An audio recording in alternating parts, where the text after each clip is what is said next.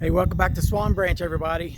Today is getting really cold, and I'm working on a project to be able to try to make it through these next couple days of really cold weather.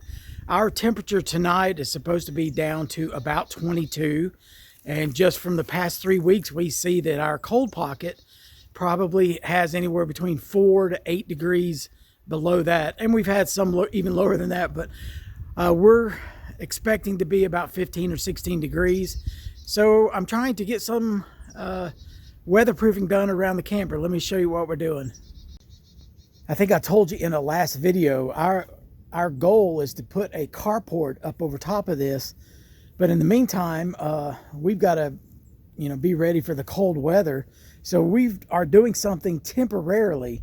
We've already put a deposit down on our carport, and we have to actually pour some concrete pads right in here on both sides of the camper, and that's where the carport will rest on. And we're going to try to be working on that over the next week or two. After we show that we've already poured the concrete pad and the base is ready, it takes about 3 weeks for the carport to be delivered, and it's put up in 1 day. But in the meantime, we went ahead and bought some 4x8 sheets of this poly board. It's only a 1/2 inch thick, and we've just taped it to the edge of the camper. I know that this is just going to be temporary because we have to move the camper to be able to finish building the concrete pad. But these next 2 or 3 days are going to be critical for us to being able to keep our water from freezing. I've worked on most of this front side of the camper here, and I still have this space to go. But it's going slowly, and I'm figuring out as I go along, I don't need to be so worried about trying to get it all perfect, because this is temporary, and got to get this part right here under the steps and connected to there, and then we'll have all of this side done. So that's actually pretty good progress, and I'll show you what it looks like after we finish.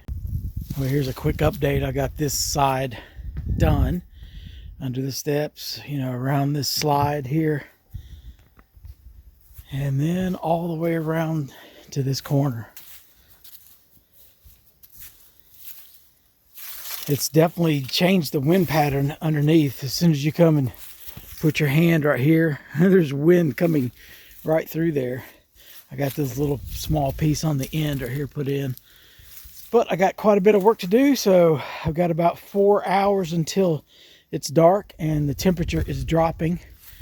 I'm not sure if you can see any of the snow flurries that we have right now, but it's been snow flurrying probably for the last 2 hours.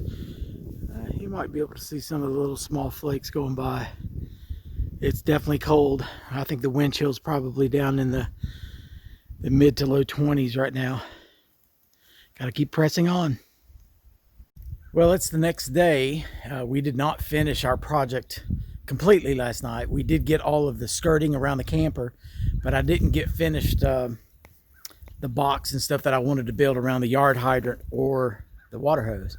So I'll just show you what we did finish, and we're going to end up having to finish the rest of the water hose hookup probably tomorrow. Here's what it looks like. We actually ran out of daylight. It was getting really cold. It was down to about 22 or 23 while we were still working on it. And we ran out of duct tape. So I've got to go out today and get a little bit more duct tape. But this is what the side on the sunny side of the camper looks like. It turned out, pretty good. Like I said, we ran out of duct tape. So you can see a spot right in there that's still got an opening, and you can see a crack in the corner. And we still got to get those patched up. Right here is going to be my access point to be able to get to the gray tank and the black tank. And you can see the large gap in the two boards there. I'll end up using tape or something like that to make a hinge point to be able to get that out, and probably just put a brick or something in the front of it to keep it closed. And then eventually we'll have to go back and put some dirt along the bottom of the gaps below the bottom of the board. And that really just depends on how long we're going to leave it like this before we end up getting the carport put in.